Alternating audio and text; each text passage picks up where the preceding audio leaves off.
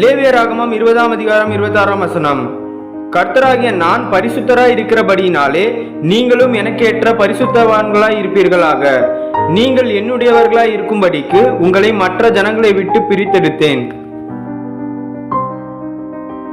Leviticus chapter 20 verse 26.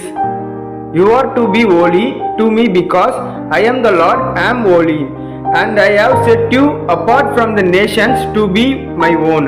Amen.